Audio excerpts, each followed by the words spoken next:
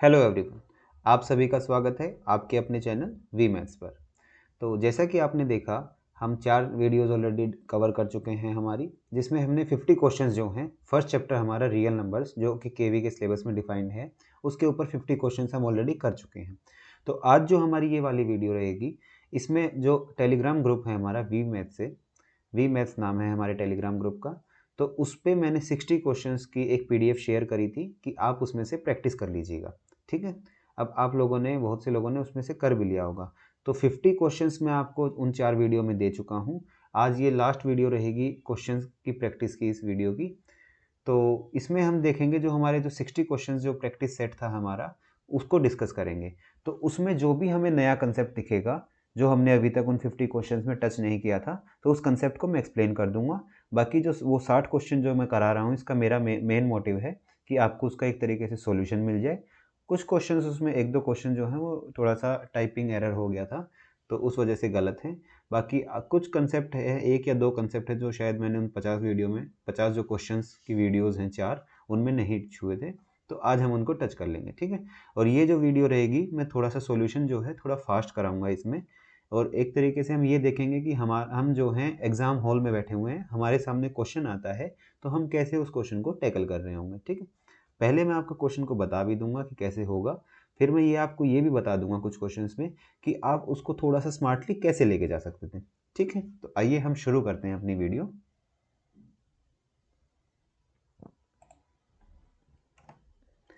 तो यहाँ पे हमारा फर्स्ट क्वेश्चन क्या दिया हुआ है हमारे सामने कि the decimal expansion of 22/7 is terminating, non terminating and repeating, non terminating, non repeating, none of the above, ठीक है।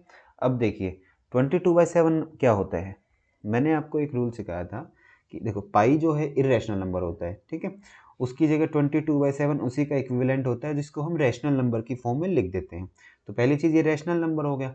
अब मैंने आपको एक चीज़ सिखाई थी कि रैशनल नंबर का डेसिमल एक्सपेंशन क्या होता है। पिछली वीडियो में आपने देखी होगी कि अगर डिनोमिनेटर में सर 2 की पावर m इंटू 5 की पावर n का होगा, जहाँ पे m और n जो है नॉन नेगेटिव इंटीजर्स होते हैं, अगर वैसा दिखता है तो हम लगा देते हैं, ठीक है।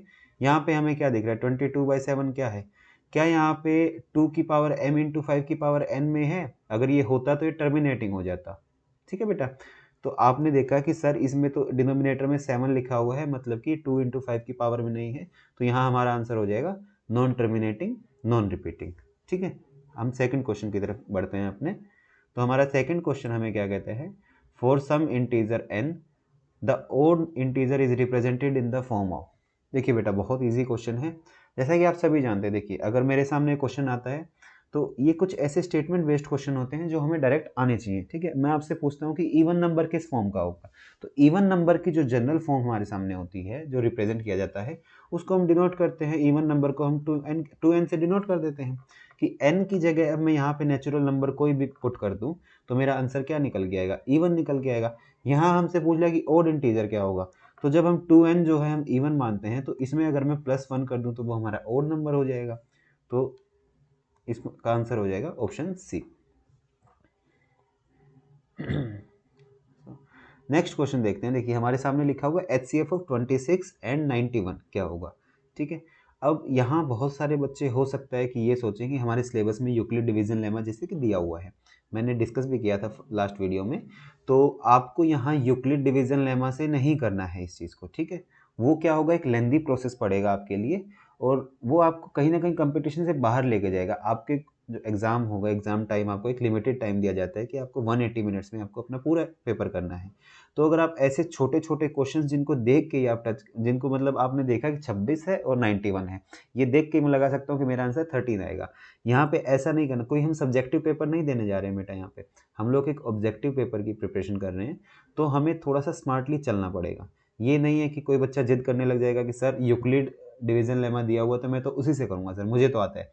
ठीक है बेटा, मैंने मान लिया आपको आता है, ठीक है। आपके अलावा बहुत सारे बच्चे और हैं जिनको आता है, ठीक। लेकिन एग्ज़ाम में सिलेक्शन उस बच्चे का होता है जो थोड़ा-सा स्मार्टली आंसर करता है, ठीक है।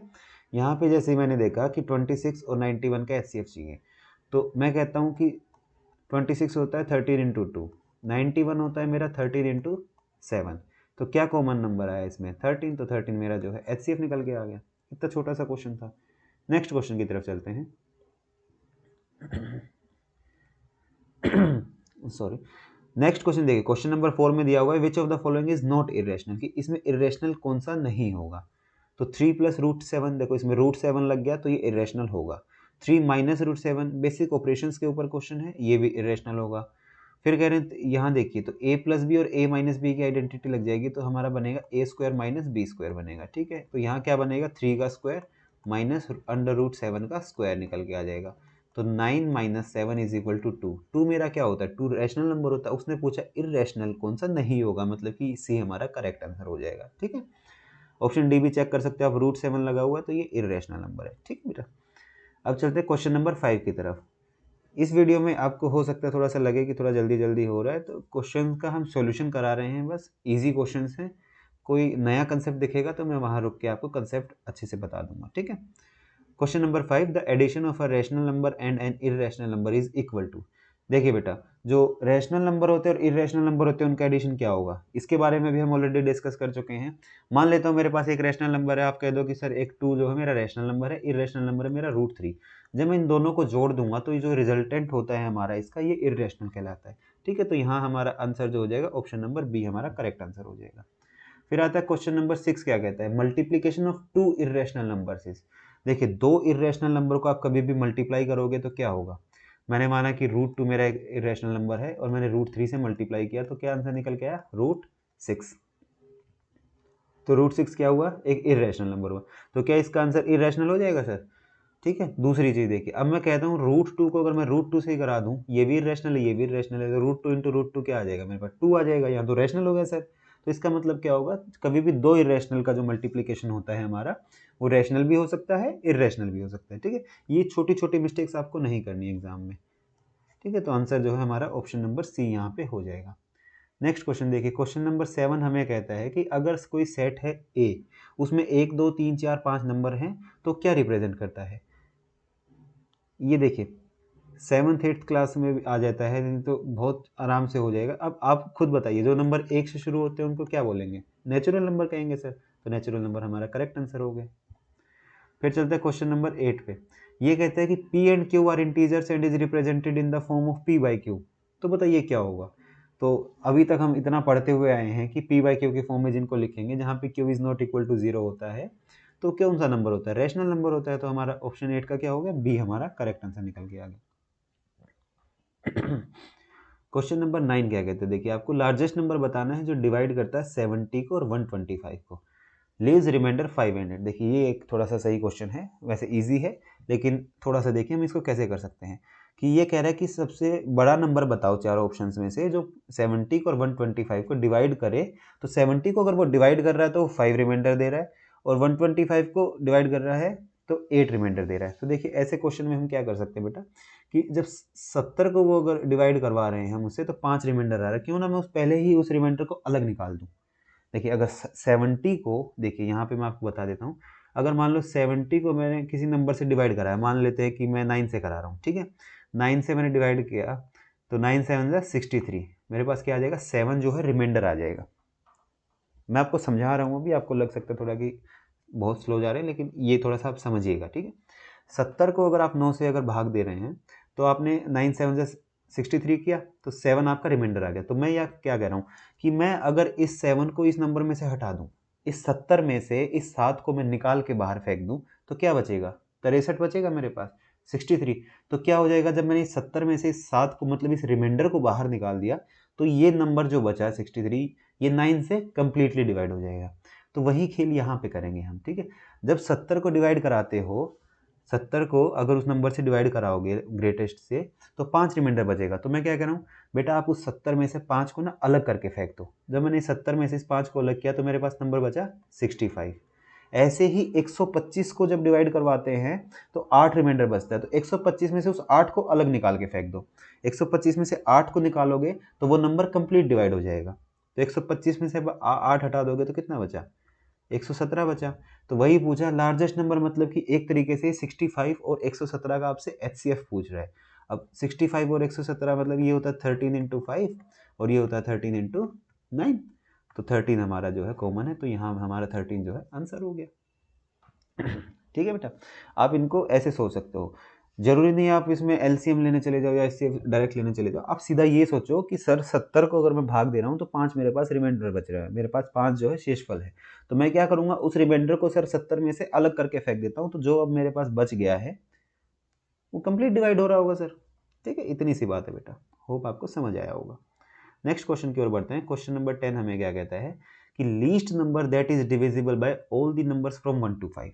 देखिए इजी क्वेश्चन है। अब यहाँ कई बच्चे क्या करेंगे कि एलसीएम ले जाएंगे वो 1 2 3 4 5 का। ठीक है, इजी है, कोई दिक्कत नहीं है कि क्या आ जाएगा 5 4 जा 23 जा 60 जो हमारा एलसीएम आ जाएगा। अब आप कहोगे सर आपने 2 और 1 क्यों नहीं लिया, क्योंकि देखो बेटा 2 जो है ऑलरेडी 4 में आ गया है, 1 तो सबके साथ आता ही है। ठीक है, 60 ऐसे एलसीएम आ गया, आंसर हो गया बी। अब देखिए यहाँ पे मैं आपको एक छोटी सी चीज़ बताता हूँ, आप इसको कैसे कर सकते हो। अब इसने बोला है कि सबसे छोटा ऐसा नंबर बताओ जो 1 से लेके 5 तक सबसे डिविजिबल हो रहा है, मतलब कि वो सबका मल्टीपल होगा। ठीक है, अब सबसे बेसिक चीज़ होती है कि 3 का मल्टीपल हम लोग देख लेते हैं। 3 का मल्टीपल कौन सा होता है, जो भी नंबर है उसके अगर सम ऑफ डिजिट्स 3 से डिवाइड हो रहे हैं तो वो 3 का मल्टीपल होता है। अब ऐसा छोटा नंबर बताना जो 1 से 5 सबसे डिवाइड हो रहा है, मतलब वो 3 से भी डिवाइड हो रहा होगा सर। ठीक है बेटा, वो 3 से भी डिवाइड हो रहा होगा तो मतलब इसमें से ढूंढ लो, ऑप्शंस में से एलिमिनेट, मैं आपको एलिमिनेट करना सिखा रहा हूँ। अब देखो 70 जो है इसका डिजिट सम कितना हुआ, 7 + 0 7 हुआ, 7 तो सर 3 से नहीं जाता, तो 70 हमारा ऑप्शन हट जाएगा। ठीक है, 80 हमारा नहीं जाता सर, क्योंकि 8 हमारा कैंसिल नहीं होता। अब हमारे पास दो ऑप्शन निकल के आ जाते हैं 60 और 90। सर ये तो मैं दो में फंस गया सर, 3 से 60 भी कटता है, 3 से 90 भी कटता है, तो मैं कहूँगा ठीक है बेटा कोई बात नहीं। अब ये 5 से भी कट रहे हैं, मैं कहूँगा ठीक है 4 से चेक कर लो आप। 4 का क्या होता है डिविजिबिलिटी रूल, 4 का होता है कि लास्ट के 2 डिजिट जो होते हैं वो 4 से डिवाइड हो रहे होंगे। देखिए 60 पूरा 4 से डिवाइड होता है, 90 नहीं होता, 90 भी हट के 60 हमारा करेक्ट आंसर निकल के यहाँ से आ जाएगा। तो हमारा ऑप्शन नंबर जो है बी यहाँ पे करेक्ट आंसर हो गया। ठीक है बेटा, नेक्स्ट क्वेश्चन है हमारा क्वेश्चन नंबर 11। ये कहता है सम और difference of two irrational number is always. अब देखो फिर से वही चीज़ आ गई जैसे मल्टीप्लिकेशन के केस में हो रहा था। अब सम है, दो इरेशनल नंबर है, मान लो √2 और √5 को मैंने ऐड किया, मैं आपको लिख के दिखा देता हूँ। अगर मैंने √2 और √5 ये दो इरेशनल नंबर है ऐड किया तो मेरे पास ऑब्वियस सी बात है कि इरेशनल नंबर निकल गए। लेकिन मैं कहता हूँ मैंने √2 और -√2 को ऐड किया तो क्या आएगा, √2 और -√2 को ऐड किया तो सर निकल के आया 0। 0 आया तो मतलब 0 तो एक रैशनल नंबर है। इसका मतलब यहाँ पे दोनों केस पॉसिबल हो जाएंगे कि रैशनल भी होगा इरेशनल भी होगा। ऑप्शन नंबर सी जो है हमारा करेक्ट निकल के आ गया। अब देखिए क्वेश्चन नंबर 12 क्या कहता है, decimal expansion of rational number 23/2² × 5। हाँ देखिए ये आपके सामने एक नया कंसेप्ट आया है, जो हमने 50 क्वेश्चंस किए थे उसमें हमने इस कंसेप्ट को टच नहीं किया था।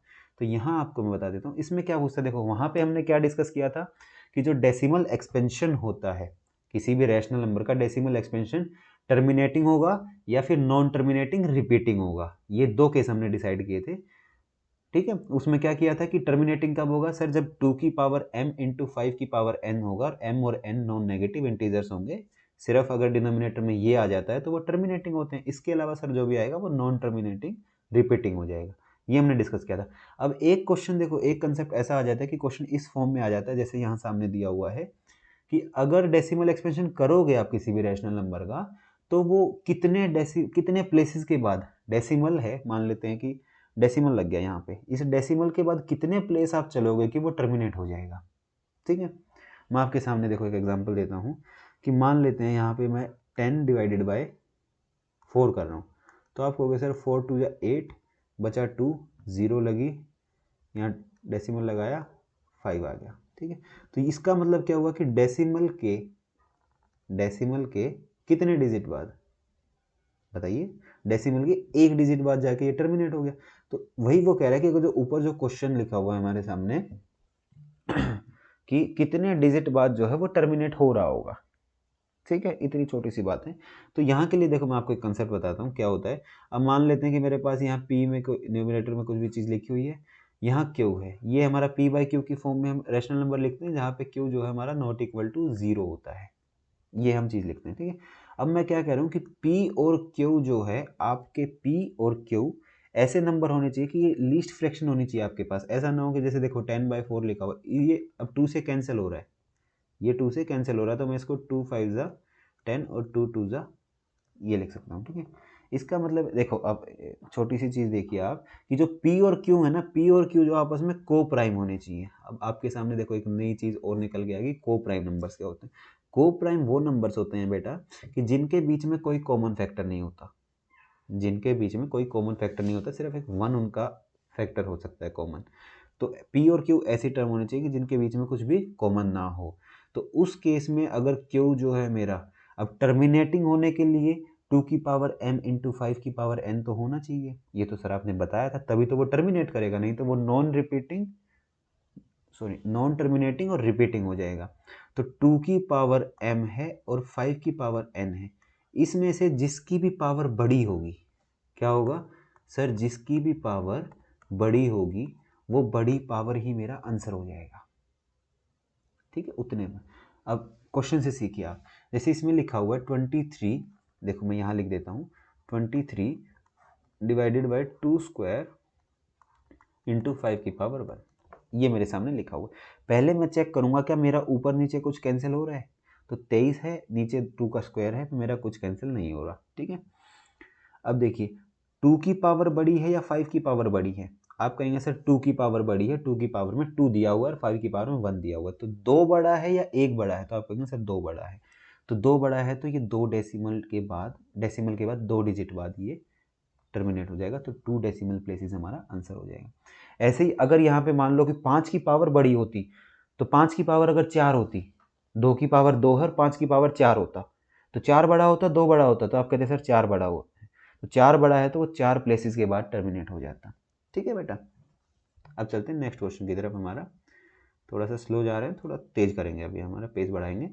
देखिए यूक्लिड डिवीजन लेमा आया मेरे पास। यूक्लिड डिवीजन लेमा मैंने देखा पिछली वीडियो में हमने सीखा था कि a is equal to B Q plus r होगा, जहाँ पे रिमाइंडर क्या होगा, आपने बताया था रिमाइंडर क्या होगा, रिमाइंडर 0 से बड़ा होगा या इक्वल होगा और b से छोटा होगा, क्वेश्चन से छोटा होगा, ठीक है। तो क्या कौन सा ऑप्शन हो गया हमारा, ऑप्शन नंबर सी जो है इसमें निकल के आ गया। फिर देखिए for sum integer m every even integer, अभी मैंने आपको वीडियो जैसे शुरू हुई थी सेकंड क्वेश्चन हमारा आया था ओड इंटीजर के ऊपर। इवन इंटीजर कौन सा होता है, इवन इंटीजर 2m की फॉर्म में होता है, 2m की फॉर्म में। अब ये छोटी छोटी चीजें हैं जो आपको याद रखनी है। 2m की फॉर्म में क्या होगा, इवन इंटीजर होता है, 2m प्लस 1 की फॉर्म में ओड इंटीजर होता है, ठीक है बेटा। नेक्स्ट चलते हैं, देखिए क्वेश्चन आ गया, जैसे ही मैं आपको बात कर रहा था वही क्वेश्चन आ गया कि अगर यूक्लिड डिवीजन एल्गोरिथम को यूज करते हुए आप HCF निकालिए 231 और 396, ठीक है। अब मैं इस पर यूक्लिड डिवीजन लगाऊं या ना लगाऊं, मेरा मेन मोटिव क्या है, क्वेश्चन ने मुझसे HCF निकालने को पूछा है, तो HCF अगर मैं डायरेक्ट निकाल दूं तो क्यों फिर मैं उसमें जाऊंगा, यूक्लिड डिवीजन ना लगाऊं, उनको थोड़ी पता है कि मैंने यूक्लिड डिवीजन लगाया कि नहीं लगाया, मेरा ऑब्जेक्टिव पेपर हो रहा है तो ऑब्जेक्टिव लगाऊंगा मैं अपना, ठीक है। तो ऐसी छोटी छोटी चीज़ें जो हम थोड़ा स्मार्टली कर सकते हैं। देखो अब किसका बताना है, 231 और 396 का। अब ऑप्शन देखिए 32, 21, 13 और 33 दिया हुआ है, ठीक है। अब क्या चेक करता हूँ, देखो 3, 2, 5 और 1, 6, और ये भी 3, ये भी 3 का मल्टीपल है, ये भी 3 का मल्टीपल है। 3 का मल्टीपल है तो 32 तो मेरा आंसर हो नहीं सकता, 3 का मल्टीपल है तो तेरा 13 भी मेरा आंसर नहीं हो सकता, या तो 21 हो सकता है या 33 हो सकता है। अब 33 क्या है, 3 इंटू 11 है, तो मैं देख लेता हूँ अगर ये 11 का मल्टीपल हुए दोनों तो मेरा आंसर 33 हो जाएगा। अब देखिए 231 11 का मल्टीपल है, जी सर, 11 2 जा 22 और फिर 1 आ गया। ये 11 का मल्टीपल है, 11 3 जा 33, 6 बचा तो 36 टाइम्स आ गया, तो हमारा 33 जो है आंसर निकल के आ गया। ऐसे कर सकते हो। अब जरूरी नहीं है आपको वहाँ फैक्टर बनाने हैं, 231 और 396 के मैं फैक्टर लिखने नहीं बैठूंगा यहाँ पे।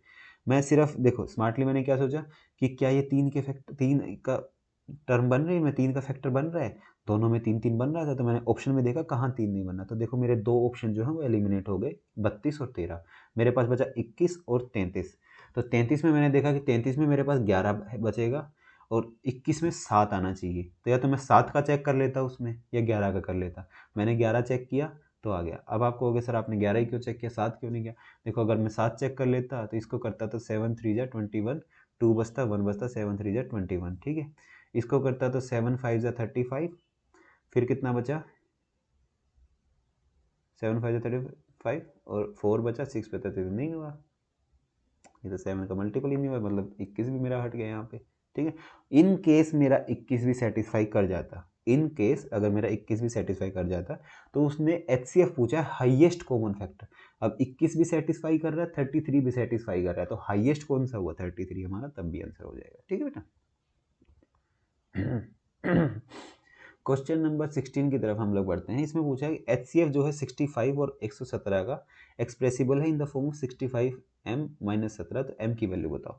तो अभी देखिए 65 क्या होता है 13 इंटू 5, 117 13 इंटू 9, तो HCF क्या होगा 13। अब इस फॉर्म में लिखा हुआ मतलब कि इक्वल टू 13 है, तो 65m की वैल्यू क्या आ जाएगी, 117 उधर जाके प्लस हो जाएगा, तो कितना आ जाएगा 130, तो m की वैल्यू सामने सामने 2 निकल के आ गई मेरी, करेक्ट आंसर हो गया बी।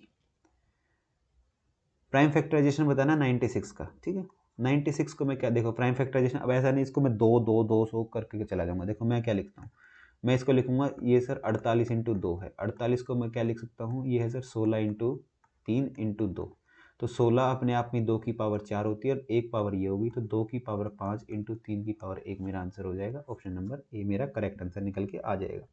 ऐसे सोचना है आपको। ठीक है, ये नहीं आप 96 का प्राइम फैक्टराइजेशन बच्चों की तरह करने बैठोगे कि 2 से किया तो फिर 48 आया, 2 से किया तो 24 आया, फिर 2 से किया तो फिर 12 आया, फिर उन पावर्स को ऐड करोगे। नहीं, आप क्या सोचा 96 माइंड में आपने सोचा कि 48 इंटू 2 है, 48 होता है 16 इंटू 3, तो 3 तो एक आएगा ही आएगा, एक 3 आएगा, तो देखो 2 ही ऑप्शन बचे हमारे पास, ऑप्शन नंबर ए और ऑप्शन नंबर सी। एलिमिनेशन भी आपका हो गया। ठीक है, ऐसे आप करा करो। ये देखिए अच्छा क्वेश्चन है हमारे सामने कि n square minus 1 is divisible by 8 if n is, तो n क्या होगा। देखो इस क्वेश्चन को मैं आपको दो तरीके से बता देता हूँ। अगर मेरे सामने पेपर में आता तो मैं इसको क्या कर लेता, मैं इसमें सोच सकता था कि n की वैल्यू मैं पुट करके देख लेता कि अगर मैं n की वैल्यू को 1 पुट कर रहा हूँ तो 1 माइनस 1 0, 8 से डिविजिबल है। मैं ऑप्शन n की वैल्यू को 2 पुट कर रहा हूँ तो 2 का स्क्वायर 4 माइनस 1 3, 3 8 से डिविजिबल है, नहीं है। n की वैल्यू को मैं 3 पुट कर रहा हूँ। ठीक है, 3 3 9 माइनस 1 8, 8 डिविजिबल है, 8 से है। 4 पुट किया तो 15 डिविजिबल होगा, नहीं होगा सर। 5 पुट किया तो 24 डिविजिबल हो जाएगा, हो जाएगा। यहाँ से देखो मेरे को एक पैटर्न दिख रहा है 1 3 5 आगे 7 होगा, तो ये एक ओड इंटीजर होगा कहीं ना कहीं, तो इंटीजर तो हो नहीं सकता क्योंकि अगर 2 4 नहीं आए तो इंटीजर नहीं होगा, 2 4 नहीं आए तो पूरा नेचुरल नंबर नहीं होगा, 2 4 तो है ही नहीं तो इवन इंटीजर नहीं होगा। देखो तीनों ऑप्शन मैंने आपके सामने एलिमिनेट कर दिए और ओड पे मैंने लगा दिया, समझ रहे हो आप, ओड पे मैंने आंसर लगा दिया, मेरा आंसर निकल के आ गया। अब दूसरी चीज़ें मैं इसको कैसे सोच सकता हूँ, देखो मैं इसको कह सकता हूँ कि n स्क्वायर माइनस 1 लिखा हुआ है कि ये डिविजिबल बाय 8 है। अगर कोई भी चीज़ डिविजिबल बाय 8 है तो वो एक पहली चीज़ है कि वो इवन नंबर होगी, क्योंकि 8 में फैक्टर क्या आता है 2, तो वो इवन नंबर जरूर होगी। और इवन कैसे होगी, जब n स्क्वायर माइनस 1 इवन है, इसका मतलब n स्क्वायर मेरे पास क्या रहा होगा, n स्क्वायर माइनस 1 मेरे पास क्या है, इवन टर्म है, तो n स्क्वायर ऑब्वियस सी बात है कि मेरे पास ओड रहा होगा, क्योंकि इवन तो रह नहीं सकता। इवन में से अगर मैं एक 1 घटा देता तो ओड बन जाता। अब ये इवन नंबर है तो n स्क्वायर मतलब मेरे पास ओड नंबर है, तो n स्क्वायर ओड है तो मेरा n भी क्या हो जाएगा, n भी मेरा ओड हो जाएगा। ठीक है, अब n को अभी मैंने बताया था कि ओड नंबर ऑफ टर्म्स को कैसे लिख सकते हैं, 2n प्लस 1 की फॉर्म में लिख सकते हैं। तो मैं n की जगह ये पुट कर दूँ अगर, तो मेरा आएगा 2n प्लस 1 का होल स्क्वायर माइनस 1। ठीक है, इसको ओपन करूँ तो a प्लस बी का होल स्क्वायर की आइडेंटिटी में लगा देता हूँ। इसमें क्या होती है a square plus b square plus 2ab sir, तो 2n का स्क्वायर क्या हो जाएगा 4n square, plus b square क्या हो जाएगा 1, प्लस 2ab क्या हो जाएगा 4n माइनस 1, तो 1 से 1 कट गया, तो मेरा निकल के क्या है 4n स्क्वायर प्लस 4n। अब देखिए यहाँ मैं n की वैल्यू जो है नेचुरल नंबर जो है वो पुट करने लग जाऊंगा। n की वैल्यू 1 पुट करता हूँ, 2 पुट करता हूँ, 3 पुट करता हूँ, 3 केस में मुझे पता लग जाएगा। n की वैल्यू को अगर मैं 1 लेके आ रहा हूँ, n की वैल्यू को मैं 1 लेके आ रहा हूँ अगर, तो यहाँ 1 पुट करो तो 4 और 4 8 बन गया, तो 8 डिविजिबल बाय 8 होता है सर। n की वैल्यू को 2 पुट करके देखो तो 2 2 जा 4 4 जा 16 और 2 4 जा 8, तो कितना आएगा 24, ये भी होता है सर। n की वैल्यू को मैंने 3 लिया तो 48 आएगा, तो ये भी होता है सर।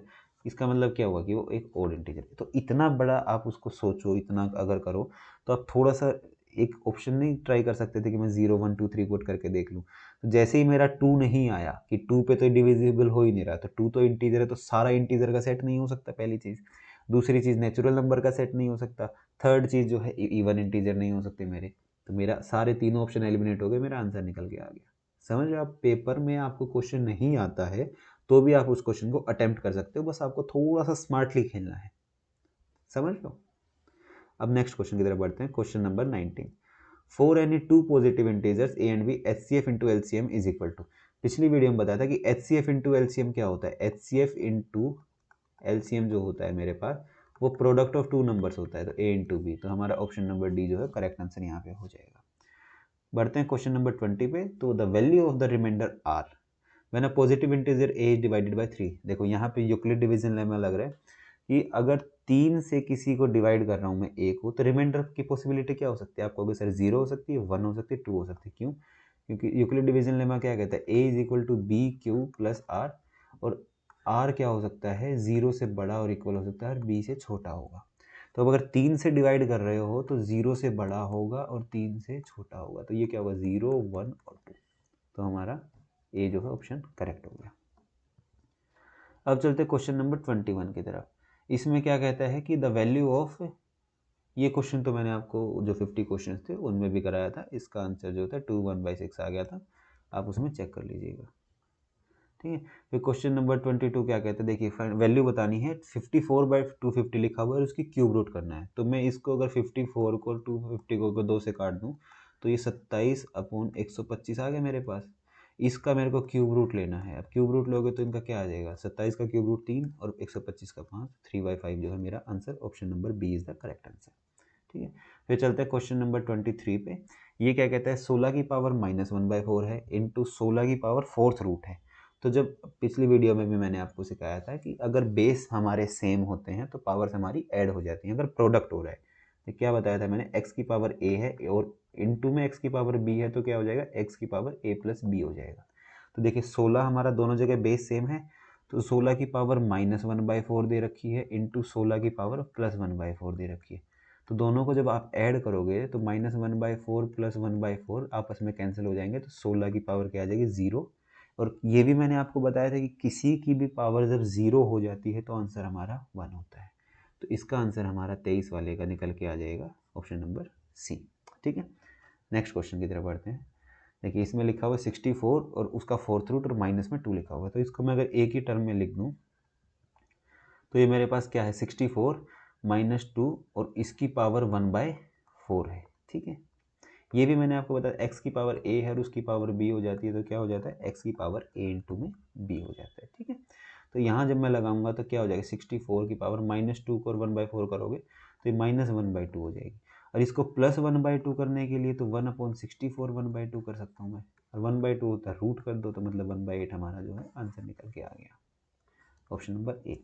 ये भी देखिए, अगर a की पावर -m है, इसको मैं पावर को पॉजिटिव करना चाहता हूँ तो मैं उसको रेसिप्रोकल कर देता हूँ, ये 1/a की पावर m हो जाता है। ये भी आप थोड़ा सा याद रखिएगा, ठीक है। फिर चलते हैं क्वेश्चन नंबर 25 पे। बहुत इजी क्वेश्चन, देखो 216 का रूट कितना होता है, 6 होता है, 125 का रूट 5 होता है, दोनों को माइनस करोगे तो 1 जो मेरा आंसर आ जाएगा, ठीक है। क्वेश्चन नंबर 26 पे चलते हैं। देखिए 15√15 को अगर आप 3√3 से डिवाइड करेंगे तो क्या आएगा, 3 से 5 और इसमें पूरे पे रूट लगा दो तो ये √5 बच जाएगा। तो 5√5 मेरा आंसर निकल के आ गया। अब आप बहुत से लोग कहेंगे कि सर इतने इजी क्वेश्चन भी आते हैं। तो बेटा देखो 100 क्वेश्चन आपके अगर आने हैं तो सारे क्वेश्चन मुश्किल नहीं होते, ठीक है। आपके 70 to 80% क्वेश्चन जो होंगे वो ईजी ही होंगे। वो ऐसे होंगे कि आप देख के उनको टिक लगा दोगे। अगर आप अच्छे से पढ़ रहे हो, थोड़ा सा दिमाग खोल के पढ़ रहे हो और पेपर देते हुए आप थोड़ा सा भी स्मार्टली चल रहे हो, तो आप 60% क्वेश्चन तो मान के ही चलिए कि ऐसे होंगे कि आपको पेन नहीं उठाना पड़ेगा। ये मेरी गारंटी है। आप बस लगे रहिए और आप अच्छे से पढ़िए, आपको पेन उठाना मैं बंद करवा दूंगा आपका, ठीक है। अगले क्वेश्चन की तरफ हम बढ़ते हैं। क्वेश्चन नंबर 27 है। देखो यहाँ पे क्वेश्चन नंबर 27 क्या कहता है, √3 की वैल्यू मुझे दे दी, √2 की वैल्यू दे दी, पूछा फाइंड द वैल्यू ऑफ। देखो इस ये रैशनलाइजेशन का चीज़ आ गई। यहाँ पे मैं एक चीज़ ऐड करवाता हूँ आपसे कि देखो मेरे पास अगर कभी भी ऐसा आ जाए कि रैशनलाइजेशन है 1/√a -1/√b, अगर इस a और b का, अगर इस a और b का जो है मेरा डिफरेंस 1 होता है तो इसका रैशनलाइजेशन मैं डायरेक्ट लिख सकता हूँ कि मेरा √a + √b होगा। वो कैसे लिख सकते हो सर आप, वो ऐसे लिख सकते हैं बेटा कि √a - √b है, इसका रेशनलाइजेशन सिखाया था मैंने, क्या बोला था आपको, मैंने बोला था कि डिनोमिनेटर का साइन चेंज कर दो और ऊपर नीचे मल्टीप्लाई कर दो। तो under root A plus under root B, ठीक है, under root A plus under root B. देखिए अब यहाँ पे और यहाँ पे ए plus B, A minus B की आइडेंटिटी देखिए। अब ए प्लस बी प्रोडक्ट में ए माइनस बी इक्वल टू क्या होता है, ए स्क्वायर माइनस बी स्क्वायर, ठीक है। तो ए स्क्वायर माइनस बी स्क्वायर करोगे तो ऊपर बचेगा under root A plus under root B और नीचे बचता है ए माइनस बी। वही चीज़ मैं कह रहा हूँ कि अगर ए माइनस बी, ए और बी का डिफरेंस अगर 1 है, अगर यहाँ पे इसको हटा के 1 लिख दूँ तो क्या यही रैशनलाइजेशन नहीं बचा, under root A plus under root B. तो वही चीज़ लिखी है कि देखो 3 और 2 का डिफरेंस क्या होगा, 1। मेरे सामने अगर पेपर में ये क्वेश्चन आया तो मैं सोचूंगा 3 और 2 का डिफरेंस 1 होता है, तो सर ने मुझे बताया था कि under root 3 plus under root 2 इसका रेशनलाइजेशन हो जाएगा। Under root 3 plus under root 2 जब इसका रेशनलाइजेशन हो जाएगा तो आंसर बताना, रूट 3 की वैल्यू 1.732 और इसकी 1.414। ये भी मैं कंप्लीट ऐड नहीं करूंगा, 1 और 1 2 और 7 और 4 11, मतलब कि 3 से थोड़ा सा प्लस जाएगा, 3 से प्लस एक ही ऑप्शन में वैल्यू दे रखी है, ऑप्शन नंबर बी। मैं आंसर लगा के आगे बढ़ जाऊंगा, ठीक। ऐसे आपको थोड़ा स्मार्ट लिखेंगे। क्वेश्चन 28 की तरफ हम लोग बढ़ते हैं। तो क्वेश्चन 28 क्या कहता है कि कौन सा इसमें से इर्रेशनल नंबर है। देखो 16 को मैं क्या लिखता हूँ, रूट 16 को 4 माइनस 4 0, ये तो रैशनल नंबर है, ठीक है। उसके बाद हम क्या देखते हैं, a minus b into a plus b की आइडेंटिटी लगी तो यहाँ 9 माइनस 3 बनेगा 6, ये भी इर्रेशनल नंबर है। ये रूट 5 प्लस 3, ये इरेशनल, सॉरी 6 जो है रैशनल नंबर है, और ये इसको अगर सोल्व करोगे तो -5 आएगा, ये रैशनल नंबर है। तो ऑप्शन सी जो है हमारा करेक्ट आंसर निकल के यहाँ से आ जाएगा। क्वेश्चन नंबर 29 देखते हैं, अंडर रूट 2। देखिए रूट 2 क्या होता है, रूट 2 होता है इर्रेशनल नंबर। अब रूट 2 जब इर्रेशनल है तो सर आपने बताया था कि 3 तरीके के नंबर होते हैं। एक नंबर होते हैं जो टर्मिनेटिंग होते हैं, एक नंबर होते हैं जो नॉन टर्मिनेटिंग होते हैं, रिपीटिंग होते हैं, थर्ड सर आपने बताया था NTNR। देखिए मैं बार बार आपके सामने बोलता हूँ, आपको ये चीज़ याद रखनी है, NTNR, non terminating non repeating. ये non terminating non repeating sir irrational वाले नंबर्स होते हैं। अब रूट 2 सर मुझे आता है कि इर्रेशनल है, इसका मतलब कि ये क्या हो जाएगा, ऑप्शन डी मेरा करेक्ट हो जाएगा, non terminating non repeating. Question 30 की तरफ चलते हैं। देखिए x की वैल्यू है अंडर रूट 7/5 एंड 5/x की वैल्यू p अंडर रूट 7, तो वैल्यू ऑफ p बतानी है आपको। अब देखिए मैं इसकी जगह क्या लिख सकता हूँ, p 5/x की वैल्यू लिख दूँ, अंडर रूट 7 डिवाइड बाय 5 को मैं ऊपर जाके प्रोडक्ट इंटू 5 हो जाएगा, is equal to p into root 7 हो जाएगा, ठीक है। तो p की वैल्यू मुझसे पूछी तो रूट 7 इधर आके मल्टीप्लाई हो जाएगा, तो 25/7 मेरा आंसर निकल के आ जाएगा। बेसिक आपके ऑपरेशंस लगाने हैं आपको, इसमें कोई मुश्किल क्वेश्चन नहीं था ये, ठीक है। क्वेश्चन नंबर 31 देखिए। हाँ देखिए ये क्वेश्चन आया है जैसे कि 0.3 बार और 0.2 बार को जोड़ना है।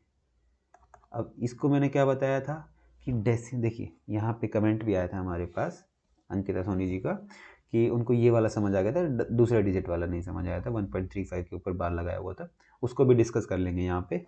अब देखिए 0.3 के ऊपर बार लिखा है तो मैंने बोला था डेसिमल के बाद जितने डिजिट हैं, कितने हैं, डेसिमल के बाद 3 है, डेसिमल के बाद कितने के ऊपर बार लगा हुआ है, 1 के ऊपर लगा हुआ था, 3/9 हो गया, प्लस इसमें 2/9 हो गया, तो ये क्या बचा 5/9।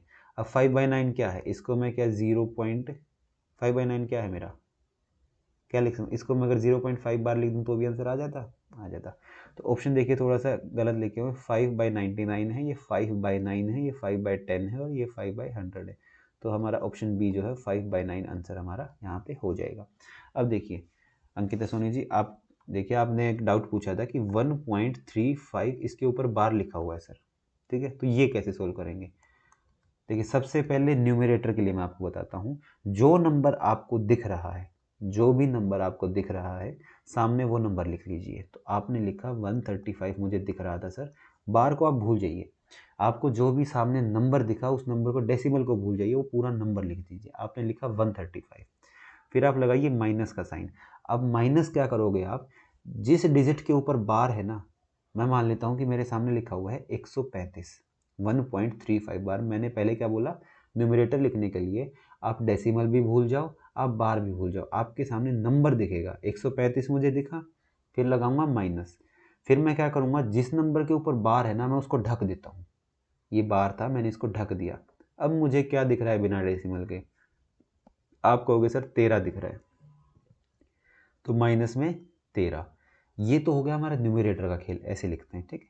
डिनोमिनेटर में क्या लिखते हैं, डिनोमिनेटर हमेशा जो होता है, एक डेसिमल है मेरे पास, यहाँ डेसिमल लगा हुआ है, इस डेसिमल के राइट साइड में, डेसिमल के राइट साइड में जितने नंबर्स होते हैं डिनोमिनेटर उनके लिए होगा, ठीक है। ये ट्रिक ऐसे है कि डिनोमिनेटर जो डेसिमल के राइट साइड में जितने भी नंबर हैं डिनोमिनेटर उनके लिए है। राइट साइड में कितने डिजिट्स हैं, सबसे पहले आप ये देखिए कितने डिजिट्स हैं, आप कहेंगे सर 2 डिजिट है, तो नीचे जो है 2 वैल्यूज आएंगी, ठीक है।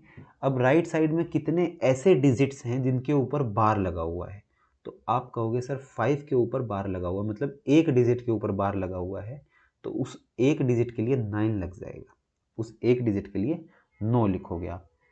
दूसरा क्या है, कितने डिजिट ऐसे हैं जिनके ऊपर बार नहीं है, तो आप कहोगे डेसिमल के बाद एक ही डिजिट है जिसके ऊपर बार नहीं है सर, तो उसके लिए 0 लग जाएगी। तो 135 में से जब आप 13 घटाओगे तो 122/90 जो आपका आंसर आ जाएगा, ठीक है। इसको भी आप फर्दर काट सकते हो आगे, ठीक है।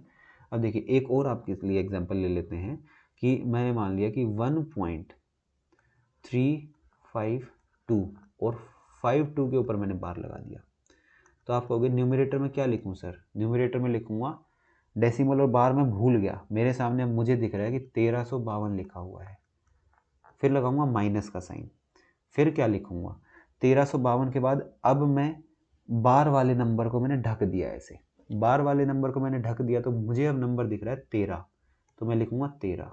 न्यूमरेटर मेरा खत्म। डिनोमिनेटर के बाद, डिनोमिनेटर में क्या लिखेंगे, डेसिमल के राइट में सारा खेल होता है, डेसिमल के राइट में 2 नंबर दिख रहे हैं जिनके ऊपर बार लगा हुआ है, तो सर 2 नंबर मेरे को देखो 5 और 2, 2 नंबर मुझे दिख रहे थे जिनके ऊपर बार लगा हुआ था, तो मैं यहाँ 2 बार 9 लिख दूंगा, और एक नंबर मुझे दिख रहा है जिसके ऊपर बार नहीं है, तो एक में 0 लगा दूंगा। इसको आप कैलकुलेट कर लीजिएगा, आपका ऐसे आ जाएगा, ठीक है। अभी भी आपको अगर कोई डाउट रह जाता है, किसी भी बच्चे को अगर कुछ भी डाउट है किसी भी क्वेश्चन में, या जरूरी नहीं है ये जो 110 क्वेश्चन होंगे, इनके अलावा भी किसी और क्वेश्चन में भी डाउट रहेगा अगर किसी भी बच्चे को, तो आप कमेंट सेक्शन में अपना डाउट छोड़ सकते हैं, उनको हम जब भी नेक्स्ट वीडियो कराएंगे उसमें कवर कर लेंगे, ठीक है। या फिर आप टेलीग्राम ग्रुप पे पूछ सकते हैं, वहाँ आपको सोल्यूशन मिल जाएगा उस चीज़ का। चलते हैं नेक्स्ट क्वेश्चन की तरफ। क्वेश्चन नंबर 32 कहता है under root A plus under root B into under, देखो A plus B, A minus B की आइडेंटिटी लग रही है, तो ए माइनस बी हमारा करेक्ट आंसर हो जाएगा, ठीक है। क्वेश्चन नंबर 33 क्या कहता है 12 इंटू 8 का रूट है, तो 12 8 कितना होता है 96 होता है, तो अंडर रूट 96 की वैल्यू पूछ रहा है आपसे, और कुछ नहीं पूछ रहा।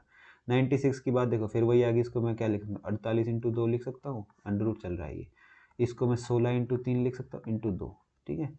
ये रूट लगाया, अब रूट में से 16 बाहर आ गया तो 4 बाहर आ जाएगा, अंडर रूट 3 इंटू 2 इंटू ये बच गया 6, तो 4√6 जो है मेरा करेक्ट आंसर यहाँ से निकल के आ गया, ठीक है बेटा। और इसके बाद हम देखते हैं क्वेश्चन नंबर 34 पे।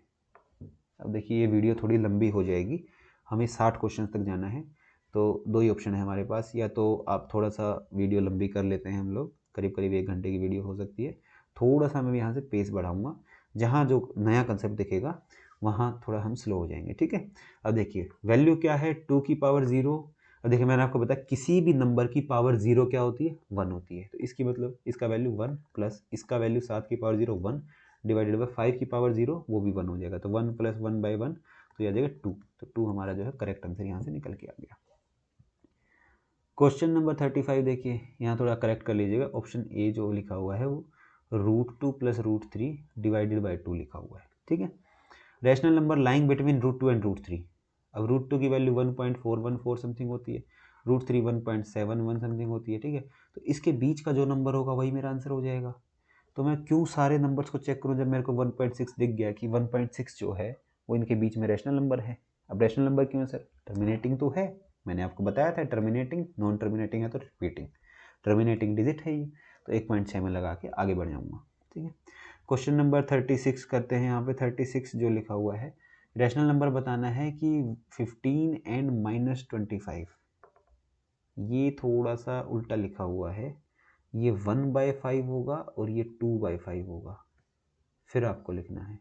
अभी इस क्वेश्चन को छोड़ देते हैं हम लोग, इसमें टाइपिंग एरर हो गया ना। क्वेश्चन नंबर 37 की तरफ बढ़ते हैं, यहाँ पे भी देखो थोड़ा सा टाइपिंग एरर है, ये जो क्वेश्चन है मैं यहाँ लिख देता हूँ, ये लिखा हुआ है 8 की power x is equal to 64 divided by 2 की पावर x, ये हमारे सामने ऐसे लिखा हुआ है 2 की पावर x, तो आपको x की वैल्यू बतानी है। तो अब यहाँ देखिए क्या करोगे आप, 8x को 2x को मल्टीप्लाई कर दो, इक्वल टू 64 रख दो। तो जब इसको प्रोडक्ट करूँगा तो 8x इंटू 2 की पावर x आ गया, ये 64 आ गया। अब मुझे दिख रहा है कि हमें आता है कि जब पावर्स का खेल होता है या फिर बेस हमारे सेम हो सकते हैं, तो मैं यहाँ बेस सेम बना लेता हूँ।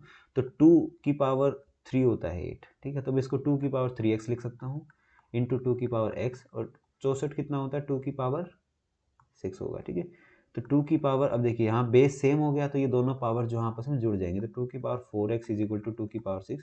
यहाँ से आप कंपेयर कर लो डायरेक्ट, तो क्या आ जाएगा 4x की वैल्यू 6, x की वैल्यू आ जाएगी 6/4, जो कि कैंसिल हो गया आ जाएगी 3/2। ऑप्शन देखिए यहाँ पे भी थोड़े गलत लिखे हुए, ये 3/2 है। ऑप्शन नंबर डी जो है मेरा करेक्ट आंसर निकल के आ जाएगा। क्वेश्चन नंबर 38 पे हम चलते हैं। यहाँ पे भी थोड़ा टाइपिंग एरर है, इस क्वेश्चन को भी ड्रॉप कर देते हैं। क्वेश्चन नंबर 39 पे चले तो 81 की पावर -1/2 है, और फिर -1/4 है, फिर 2 है। देखिए मैंने आपको सिखाया था x की पावर a है, इस पे b पावर होगी, और इस पे भी अगर पावर c होगी तो ये क्या हो जाएगा x की power a into b into c. Same यहाँ कंसेप्ट लगा दो कि 81 की पावर जो है मतलब -1/2 इंटू -1/4 इंटू 2, ये हो जाएगा हमारे पास। तो माइनस और माइनस प्लस दे देंगे तो यहाँ बनेगा 2 से 2 कट गया, तो 81 की पावर 1/4, 81 की फोर्थ रूट बतानी है। अब 81 क्या है 3 की पावर 4 है, इंटू 1/4 करोगे तो 3 आंसर मेरा निकल के आ जाएगा, ठीक है। 3 जो है मेरा यहाँ पे आंसर हो गया। क्वेश्चन नंबर 40 देखिए, क्वेश्चन नंबर 40 क्या कहता है आपको, x की पावर 1/12, 49 की पावर 1/2। तो इसको मैं क्या लिख सकता हूँ, x की पावर 1/12 लिखा हुआ है, 49 को मैं क्या 7 का स्क्वायर लिख सकता हूँ। जब मैं 7 का स्क्वायर लिखूंगा और उधर से 1/24 आएगा तो ये 1/24 ऐसे हो जाएगा, तो 7 का 1/12 हो गया, ठीक है। अब पावर अगर सेम है तो हम बेस को कंपेयर कर सकते हैं, तो x की वैल्यू हमारी 7 यहाँ से निकल के आ गई। जब भी हमारी बेसिस सेम होते हैं तो पावर को कंपेयर कर सकते हैं इक्वल टू के, जो इक्वल टू के इधर लिखे हुए हैं। अगर हमारी पावर सेम हो जाती हैं तो हम बेस को जो है सेव कर सकते हैं, ठीक है, सेम मान सकते हैं, कंपेयर कर लेंगे। देखिए 41 क्वेश्चन वही यूक्लिड डिवीजन लेमा से आ गया कि a इक्वल टू 3 प्लस लिखा हुआ, तो मतलब यहाँ b की वैल्यू जो है 3 हो गई। तो रिमाइंडर क्या होता है 0 से बड़ा और छोटा और b से छोटा, 0 से बड़ा होगा या इक्वल होगा और b से छोटा होगा, तो मतलब हमारा ऑप्शन नंबर ए जो है करेक्ट हो गया। 42 देखिए, ये क्या कह रहा है कि यहाँ देखिए फैक्टर हो रहे हैं उस चीज़ के, तो इसमें क्या करेंगे हम उल्टा चलेंगे, ये चलेंगे 7 और 3 मल्टीप्लाई हो रहा होगा तो x की वैल्यू 21, और 21 और 4 मल्टीप्लाई हो रहा होगा तो y की वैल्यू 84, तो 21 और 84, तो ऑप्शन नंबर बी हमारा यहाँ पे करेक्ट आंसर निकल के आ गया। फिर हम चलते हैं क्वेश्चन नंबर 43। देखिए HCF दे रखा है, दो नंबर्स का प्रोडक्ट दे रखा है। हमने अभी सीखा था कि product of two number equal to HCF into LCM, ये हम जानते हैं। प्रोडक्ट दे रखा है 1800 और HCF दे रखा है 12 इंटू LCM, तो LCM पूछा हुआ है, तो 12 से मैं सीधा काट देता हूँ, ये 15 बार जाएगा और फिर एक जीरो और आ जाएगी, तो 150 हमारा जो है करेक्ट आंसर आ जाएगा। 44 देखिए कि m की पावर n जो है 32 है, और m और n पॉजिटिव इंटीजर है। देखिए 32 मेरे दिमाग में जैसे आएगा मैं कहूँगा ये 2 की पावर 5 जो है वो 32 होता है। इसका मतलब m की वैल्यू मेरे पास 2 हो गई और n की वैल्यू मेरे पास 5 हो गई। तो ये पूछा n की पावर mn, मतलब 5 की पावर 10 पूछ रहा है, तो 5 की पावर 10 जो होता है वो हमारा 9765625 होता है। ये आप थोड़ा सा याद रख सकते हैं अगर चाहें तो, बाकी ज़रूरी नहीं इतनी बड़ी पावर पूछी जाएगी, पर फिर भी आप थोड़ा सा याद रखिएगा कि 976 और 5625 जो है हमारा होता है यहाँ पे। 45 क्वेश्चन हम लोग अगर देख लें तो 45 में क्या कहता है 9/7 की क्यूब 49/81, और ये ठीक है कोई बात, सिंप्लीफिकेशन का क्वेश्चन है छोटा सा, इसको हम कर सकते हैं। देखिए इसको मैं क्या लिख सकता हूँ 9/7 होल क्यूब लिख दिया, इंटू इसको मैं 7 का स्क्वायर और 81 मतलब 9 का स्क्वायर, 7/9 का स्क्वायर लिख दूँ और उसकी होल पावर में 2x - 6 लिख दूँ, इज इक्वल टू 7/9, कितना आ जाएगा पावर 9 दे रखी है। अब देखिए इसको मैं 9/7 की जगह अगर 7/9 लिख दूँ तो ये पावर जो है -3 हो जाएगी, ठीक है। और इधर 7/9 की पावर 2 से मल्टीप्लाई होके 4x - 12 हो जाएगी, और इधर जो है 7/9 की पावर 9 है, ठीक है। अब अगर इसको थोड़ा सा और देखा जाए तो जब पावर देखिए बेस हमारे सेम है तो पावर ऐड होगी, तो ये 4x - 12 - 3 is equal to, power compare कर रहा हूँ डायरेक्ट, यहाँ 9 हो गया, तो 4x - 15 की वैल्यू 9 है, तो 4x की वैल्यू हो जाएगी 24, यहाँ से निकल के आ गया x की वैल्यू मेरे पास 6, तो 6 जो है मेरा करेक्ट आंसर हो गया। अगर आपको लगा थोड़ा सा तेज़ किया है तो आप वीडियो को दोबारा बैक कर लीजिएगा और फिर देख लीजिएगा, ठीक है, क्योंकि नहीं तो वीडियो जो है बहुत ज़्यादा लंबी हो जाएगी। अभी 15 क्वेश्चन और डिस्कस करने हैं। 46 क्वेश्चन कहता है कि डेसिमल एक्सपेंशन ऑफ 17/8 टर्मिनेट कितने प्लेसेस के। देखिए वही चीज़ आ गई, अब टर्मिनेट वाला केस आ गया। तो हमने सिखाया था कि 2 की पावर m इंटू 5 की पावर n में जो बड़ा होगा वो बड़ी पावर ही हमारा आंसर हो जाएगा। तो यहाँ तो 2 की पावर 8 क्या है, 8 क्या है, 2 की पावर 3 को कहते हैं, 5 की पावर तो 0 है इधर, तो 3 प्लेसेस के बाद हमारा टर्मिनेट हो जाएगा। यहाँ कैपिटल एन कर लीजिएगा। डेसिमल एक्सपेंशन नेचुरल नंबर का क्या होता है, नेचुरल नंबर खुद में ही अपने आप टर्मिनेटिंग होते हैं, टर्मिनेटिंग होते हैं, तो ऑप्शन ए हमारा यहाँ करेक्ट हो जाएगा, ठीक है, डेसिमल एक्सपेंशन ऑफ एन, ठीक है। ध्यान से देखिए एक बार इस क्वेश्चन को कि डेसिमल एक्सपेंशन दिया हुआ है किसी भी एन का, कि वो टर्मिनेटिंग होगा या नॉन टर्मिनेटिंग, नॉन रिपीटिंग होगा, नॉन टर्मिनेटिंग रिकरिंग होगा, डज नॉट एग्जिस्ट होगा। नेचुरल नंबर लेकिन अपने आप में ख़त्म हो जाते हैं, तो यहाँ टर्मिनेटिंग हो जाएगा, ठीक है। क्वेश्चन नंबर 48, HCF दे रखा है 55 और 99 का इन द फॉर्म ऑफ दिस, तो m बताना है। देखिए ये क्या है, 11 इंटू 5 लिखा हुआ है, ये 11 इंटू 9 लिखा हुआ है, तो यहाँ से HCF मेरा 11 निकल के आ गया। इसको इक्वल टू 11 जब भी रखूँगा तो 55 m की वैल्यू मेरी जो है 110 निकल के आ जाएगी, m की वैल्यू क्या आ जाएगी 2, हो जाएगा। 49 में मेरे को LCM दिया हुआ है और HCF मुझसे पूछ रहा है, ठीक है। तो अब देखिए फिर वही चल जाएगा, 91 इंटू 26 करूँगी तो प्रोडक्ट हो गया is equal to HCF into LCM होगा। HCF उसने मुझसे पूछा है, LCM 182 है। अब देखिए 91 का 2 टाइम्स है, अब 2 से यहाँ करोगे तो 13 मेरा आंसर यहाँ से निकल के आ जाएगा। वही चीज़ है, वही गिने चुने आपके पास कंसेप्ट हैं 10वीं तक के, उसके बाद उसको वो कितना भी मुश्किल अगर लेके जाएगा, वही चीज़ जो मैं आपको बता रहा था कि वो कितना ज़्यादा मुश्किल बना सकता है, वो कुछ कुछ चीज़ें थोड़ा सा और लगा सकता है, कंसेप्ट आपके वही रहेंगे, ठीक है। तो आपको थोड़ा सा स्मार्टली खेलना है, बस वहाँ पे टाइम नहीं ज़्यादा लगाना आपको, इसलिए उस चीज़ के लिए टाइम आपका वहाँ बचे एग्ज़ाम में, तो आपको प्रैक्टिस ज़्यादा से ज़्यादा करनी है, ठीक है बेटा। नेक्स्ट क्वेश्चन की तरफ बढ़ते हैं कि 50 में लिखा हो डेसिमल एक्सपेंशन कैसा होगा। देखो यहाँ 2 की पावर 5, 2 की पावर दे रखा, अब आप लोगों में से देखो बहुत सारे बच्चे कहेंगे सर 2 की पावर m इंटू 5 की पावर n होगा, तो वो जो है टर्मिनेटिंग होगा, आपने बताया था। उसके अलावा जो दिखे वो नॉन टर्मिनेटिंग हो जाएगा, रिपीटिंग हो जाएगा, ठीक है। लेकिन रुको, मैंने एक चीज़ और आपको बताई है कि जब p बाई क्यू की फॉर्म में हो और इनमें आपस में कुछ भी कैंसिल नहीं होना चाहिए, ठीक है, ये को प्राइम होनी चाहिए, तब वो केस चलेगा। तो यहाँ इंटू 7 देख के बहुत सारे लोग क्या करेंगे, नॉन टर्मिनेटिंग रिपीटिंग लगा देंगे, लेकिन बेटा ये 7 से ये कैंसिल हो रहा है, 7 6 42, 2 और 1 7 या 21, तो ये जो फाइनल बना ना, ये 63/2 की पावर 2 इंटू 5 की पावर 3 बना है मेरे पास। तो 2 की पावर m और 5 की पावर n में दिया हुआ तो टर्मिनेटिंग डेसिमल हो जाएगा। तो ऐसे क्वेश्चंस आप थोड़ा, इसलिए मैंने डाला था ये क्वेश्चन यहाँ पे कि बहुत सारे बच्चे हो सकता है 7 देखते ही सीधा टर्मिनेटिंग पे नॉन टर्मिनेटिंग पे लगा दें, ठीक है। थोड़ा सा आपको ऐसे ऐसे क्वेश्चनों से बच के रहना है। क्वेश्चन नंबर 51 आपके सामने क्या है, 2n + 13 n + 7 n natural number है, HCF बताना है ए और बी का। देखिए यहाँ भी फिर मैं आपको वही खिलाऊंगा, वैसे जाओगे तो थोड़ा लंबा पड़ सकता है। n की वैल्यू आप पुट करके देखो, n की वैल्यू पुट करोगे तो मान लो आपने 0 पुट करी तो a की वैल्यू 13 आ गई, b की वैल्यू 7 आ गई। क्या 13 और 7 में कुछ कॉमन है, HCF है, नहीं है, 1 है।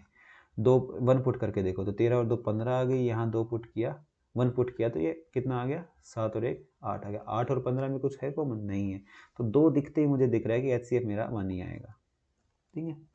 नेक्स्ट क्वेश्चन की तरफ बढ़ते हैं, क्वेश्चन नंबर 52। अब देखो -1 की पावर n है, -1 की पावर 8n है, इक्वल टू 0, n क्या होगा। देखो यहाँ 8n मतलब कि इवन नंबर है, और -1 की जब भी इवन पावर होगी तो वो 1 बना देगी, +1, मतलब 0 बनने के लिए यहाँ -1 ही रहा होगा। तो -1 की पावर कितनी रही होगी, तो n की वैल्यू ओड रही होगी, तभी वो -1 बना होगा। तो यहाँ पे हमारा कितना हो जाएगा, ओड नेचुरल नंबर जो है हमारा आंसर आ जाएगा। फिर देखिए LCM दे रखा 12 और 42 का इस फॉर्म में लिखा हुआ है, तो m की वैल्यू बताओ। तो 12 और 42 का LCM कितना हो जाएगा, आप कहोगे सर 12 होता है 4 इंटू 3, यहाँ आप कहोगे सर इसको या तो आप लिख सकते हो 3 इंटू 4 लिख लो, 6 इंटू 2 लिख लो आप इसको, ठीक है। 6 इंटू 2 होता है सर, और ये होता है 6 इंटू 7, तो LCM क्या हो जाएगा 6 इंटू 2 इंटू 7, जो थे 6 दूनी 12, 12 सत्ते 84, तो 84 मेरा आ गया। तो इसको अगर मैं इक्वल टू 84 लिखता हूँ तो 10 m की वैल्यू मेरी आ जाएगी 80 और m की वैल्यू आ जाएगी निकल के 8। ठीक है, सिंपल सा क्वेश्चन है। फिर देखिए डेसिमल एक्सपेंशन पूछा है कि कितने प्लेसेस के बाद हो जाएगा। फिर वही चीज़ आ कि 2 की पावर 2 और 5 की पावर 4 में कौन बड़ा है, तो आप कहोगे सर 4 बड़ा है, तो 4 प्लेसेस के बाद वो बंद हो जाएगा। तो ऑप्शन ए हमारा करेक्ट हो जाएगा। फिर बढ़ते हैं 55 की तरफ। ये क्वेश्चन तो अभी हमने करा ही था, और नेचुरल नंबर आ गया था इसका आंसर। अब देखिए n अगर नेचुरल नंबर है, हाँ ये चीज़ देखिए, कोई भी एक नेचुरल नंबर है। अब देखिए कोई भी अगर कंजिक्यूटिव 3 कंजिक्यूटिव कोई भी नेचुरल नंबर है, मान लो 1 2 3 है, मान लो 8 9 10 है, उसमें एक नंबर ऐसा जरूर होगा कि जो 3 से मल्टीपल हो रहा होगा। ठीक है, एक नंबर, कोई भी 3 कंटिन्यूअस अगर नंबर्स हैं नेचुरल नंबर, उनमें से एक होगा ऐसा। तो वही पूछ रहा है n n+2 और n+1। देखो ये तीनों जो है कंजिक्यूटिव हैं, तो इसका मतलब ये 3 का मल्टीपल जरूर होगा इनमें से कोई एक। ठीक है, क्वेश्चन नंबर 57 की तरफ बढ़ते हैं। तो 57 रैशनल नंबर बिटवीन, ये भी थोड़ा सा क्वेश्चन एरर है, इसको भी छोड़ देते हैं। क्वेश्चन नंबर 58 की तरफ बढ़ते हैं। तो ये तो हम सीख के आए थे कि दो का प्रोडक्ट जो होता है नंबर्स का, वो HCF इंटू LCM के बराबर होता है।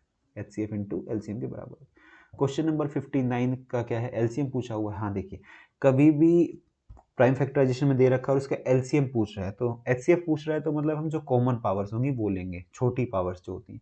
LCM पूछा तो हम बड़ी पावर्स लेंगे। देखो यहाँ पे मेरे पास 2 है 3 है, 2 है 3 है, तो बड़ी पावर कौन सी है, LCM के लिए बड़ी पावर लेंगे, तो 2 की पावर 3 ली जाएगी यहाँ पे, ये ऑटोमेटिक कवर हो गया उसमें। अब 3 की पावर 2, 3 की पावर 3, तो 3 की पावर 3 ली जाएगी, ये अपने आप कवर हो जाएगा। तो 2 की पावर 3 इंटू 3 की पावर 3 जो है हमारा करेक्ट आंसर यहाँ पे हो जाएगा। तो आज का हमारा जो है लास्ट क्वेश्चन है, LCM ऑफ 2.5, 0.5 और 0.175।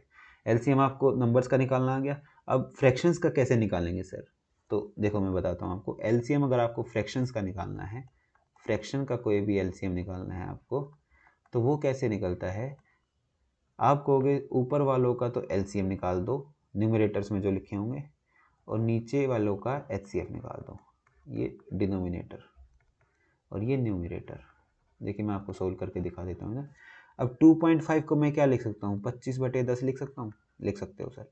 0.5 को बेटा मैं क्या लिख सकता हूँ, 0.5 को मैं 5/10 लिख सकता हूँ, लिख सकते हो सर। 0.175 को क्या लिख सकता हूँ, आप कहोगे 175/1000 लिख सकते हो सर। अब मैंने बताया कि फ्रैक्शंस दे रखी हैं, मेरे को इनका एलसीएम चाहिए। एलसीएम चाहिए तो मैंने आपको बताया कि ऊपर वालों का मतलब 25, 5 और 175, इनका आप एलसीएम ले लो। कभी भी फ्रैक्शन जो होती हैं उनका एलसीएम हमें निकालना होता है, तो न्यूमरेटर्स में जो चीज़ें लिखी होती हैं उनका आप क्या ले लोगे, उनका आप एलसीएम ले लो, और डिनोमिनेटर वालों का एचसीएफ ले लो। तो 25, 5 और 175 में मेरा एलसीएम 175 निकल के आ गया। ठीक है, 10, 10 और 1000, इसमें से एचसीएफ क्या होगा, 10 मेरा एचसीएफ होगा, तो यहाँ मेरा आंसर जो होगा 17.5 आंसर हो जाएगा। इतना सा होता है। यही चीज़ अगर मुझे एचसीएफ निकालनी होती, यहाँ लिख देता हूँ, अगर यही चीज़ मुझे एचसीएफ निकालनी होती तो मैं कहता एचसीएफ ले लूँगा न्यूमरेटर्स का और एलसीएम ले लूँगा डिनोमिनेटर्स का, उल्टा हो जाता है। ठीक है, तो यहाँ पे ऑप्शन थोड़ा गलत हो गया, 17.5 आएगा, ऑप्शन नंबर सी जो है करेक्ट आंसर होगा। तो ये बेटा हम लोगों ने जो है 60 क्वेश्चन जो मैंने आपको टेलीग्राम ग्रुप पे दिए थे, तो प्रैक्टिस के लिए आपको दिए थे। ये वीडियो मेरा लाने का एक ही मोटिव था, तो इसमें कि कुछ तो आप थोड़ा सा ये सीख पाओ कि क्वेश्चन आए हमारे सामने तो हमें ज़रूरी नहीं है हर बार बेसिक से ही करना है। क्वेश्चन को मैं कैसे डील कर सकता हूँ, कैसे टैकल कर सकता हूँ, इनको मैं थोड़ा सा और फास्ट भी कर सकता हूँ, लेकिन फिर आपको समझाने के लिए मेरे को हर बार हर चीज़ जो है बतानी भी पड़ेगी। तो ये 60 क्वेश्चन हमारे प्रैक्टिस हो गए हैं। इसमें 1-2 क्वेश्चन थे जो टाइपिंग एरर था। 50 क्वेश्चन उधर हमने कर लिए थे, तो 110 क्वेश्चन हमारे इस चैप्टर के हो चुके हैं। अब कुछ बच्चों के मेरे पास कमेंट्स आ रहे थे कि सर जो रियल नंबर्स हैं हमारा चैप्टर है, आप एक बार इनके कंसेप्ट को इकट्ठा करके एक वीडियो आप उसकी भी बना दीजिए कि जिसमें आप सारे कंसेप्ट को डिस्कस कर रहे हो, ताकि हमें थोड़ा सा आइडिया हो जाए और रिवीजन के टाइम हमें थोड़ा सा इजी पड़ जाए हम उसको। और आपको अगर किसी को थोड़ा सा लगता है कि थोड़ा स्लो पढ़ाया जा रहा है, तो बच्चा हर टाइप का मेरे पास बच्चा अगर इधर पढ़ रहा है, तो आप अगर थोड़ा सा आपको लग रहा है स्लो है, तो आप उसको 2x पे करके देख सकते हैं, 1.5x पे करके देख सकते हैं। ठीक है, ये हमारा चैप्टर का आज लास्ट डे था। हो सकता है कि एक कंसेप्ट की वीडियो और मैं आपके लिए डाल दूँ, तो वो हमारा रियल नंबर्स हो जाएगा। नेक्स्ट चैप्टर से हम लोग चैप्टर नंबर 2 जो हमारा रहेगा पहले हम कंसेप्ट की वीडियो डाल देंगे, फिर क्वेश्चंस की प्रैक्टिस डाल देंगे, ठीक है। आप मेरे को कमेंट करके बता दीजिएगा कि आपको पहले क्वेश्चंस ऐसे ही प्रैक्टिस करने हैं, 50 से 100 क्वेश्चंस जो हैं वो प्रैक्टिस करने हैं, उसके बाद कंसेप्ट जानने हैं, या फिर आप कंसेप्ट की वीडियो पहले चाहते हैं कि मैं पहले कंसेप्ट की वीडियो डाल दूं, कंप्लीट कंसेप्ट 1-2 वीडियो में आपको पूरा चैप्टर पढ़ा दूं कि आपका 10th लेवल तक का या फिर 12th और ग्रेजुएशन तक का भी आपका लेवल कवर हो जाए, मैं आपको पूरा कंसेप्ट बता दूं उसमें, फिर हम लोग क्वेश्चंस की प्रैक्टिस करें, ठीक है। आप मेरे को कमेंट करके बता देना, और किसी भी बच्चे का कोई भी डाउट है तो आप कमेंट सेक्शन में लिख सकते हैं, मैं वहाँ से पढ़ के या तो टेलीग्राम पे आपको रिप्लाई दे दूँगा, या फिर नेक्स्ट वीडियो जो हमारी रहेगी उसमें आपका रिप्लाई दे दें, ठीक है। तो आज के लिए हम इतना ही रखते हैं। Thank you.